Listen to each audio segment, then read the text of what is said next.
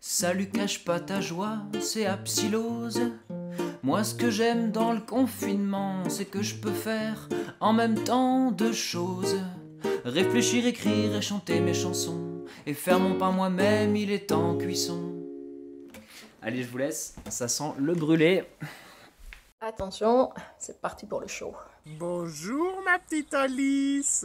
Salut Alice. Salut Alice et cache pas ta joie. Salut. Je fasse un film pour la fille d'une amie qui a monté un blog, mais ça fait très longtemps, elle a monté Cache pas ta joie, c'est un truc sur internet, elle a énormément de followers qui la suivent, mais des millions et des millions.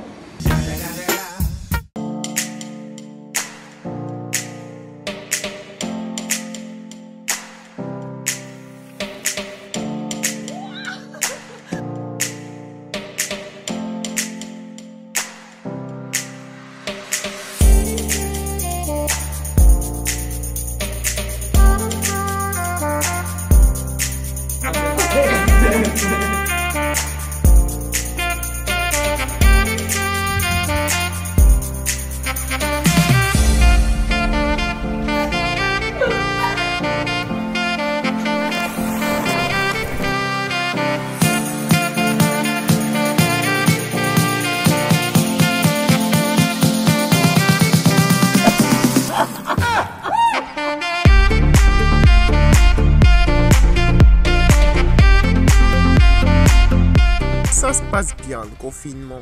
Je dois t'avouer que on est tranquille, posé dans le jardin. Il y a Bernard qui tond la pelouse, regarde. Bon, je vais t'appeler Camille, peut-être qu'elle veut dire un petit mot aussi. Camille, viens voir. Voilà. Bisous Alice, bisous les abonnés de Cache pas ta joie. Que fait une fraise sur un cheval?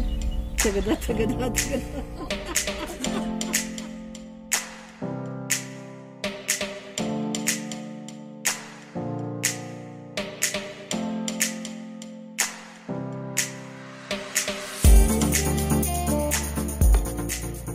Et voilà.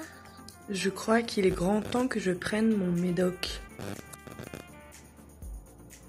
Le confinement, c'est aussi l'occasion de tenter de se lancer dans le jardinage.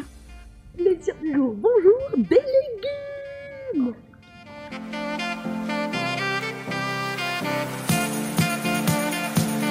Oui ma cocotte, c'est moi, ça va? Comment ça va? On reçoit de moins en moins de choses sur le virus, mais on reçoit des trucs sympas quand même. Hein. Oh mais c'est chouette de pouvoir t'avoir au téléphone. Allez, je t'envoie, à bientôt. Gros bisous ma puce. Voilà, je voulais juste vous faire partager ce bruit d'oiseau qui apporte beaucoup de bonnes énergies pendant le confinement.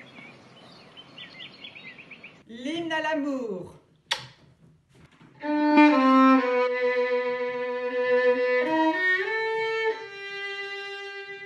Et puis du coup pour le travail on chante des petites comptines et on lit des petites histoires aux enfants à 20h. Donc c'est une mission qui fait partie de notre travail pour garder un peu le lien avec le service public. Et puis ça nous permet aussi de continuer notre travail même à la maison en confinement. Du coup ça nous épanouit pas mal et ça nous aide à tenir le coup et à rester positif. Moi ma joie du confinement c'est vous. C'est de partager. Et en fait, au tout début, je voulais pas trop faire des stories comme j'ai l'habitude de faire. Je voulais pas faire de vidéos parce que je trouvais que la situation était tellement merdique que je me dis je vais pas me la ramener avec ma joie à la con. Et en fait, je me suis rendu compte de ce que je disais moi toujours, trouver de la joie partout, même dans les endroits et les moments les plus inattendus. Et c'était ça, on était dans le dur quoi. Et je me suis dit, bah non en fait, c'est maintenant qu'il faut trouver de la joie. Et c'est grâce à vous que je l'ai compris. Et même si on change pas le monde, on change la manière de le percevoir. Et donc voilà, c'est ça ma joie. Je me suis rendu compte d'à quel point c'était important de trouver du positif en toute chose. Donc merci à vous, merci à tous ceux qui ont participé à cette vidéo et à la première version. J'espère que j'ai oublié personne, j'ai reçu pas mal de trucs et sur la première version j'avais oublié des gens que j'ai mis là. Donc si là je l'ai oublié, bah c'est foutu parce qu'il n'y aura pas de dernière prochaine, donc vraiment j'espère que j'ai oublié personne. Oui, juste avant de vous quitter, je sais que c'est pas forcément le sujet, mais s'il vous plaît, c'est pas parce qu'il y a le déconfinement que c'est la fête du string. Le virus il est encore là, donc s'il vous plaît, gardons nos distances un maximum. Je sais que c'est dur, mais voilà, je vois pas mal de trucs qui traînent, J-5, J-6 et ça me fait un peu peur.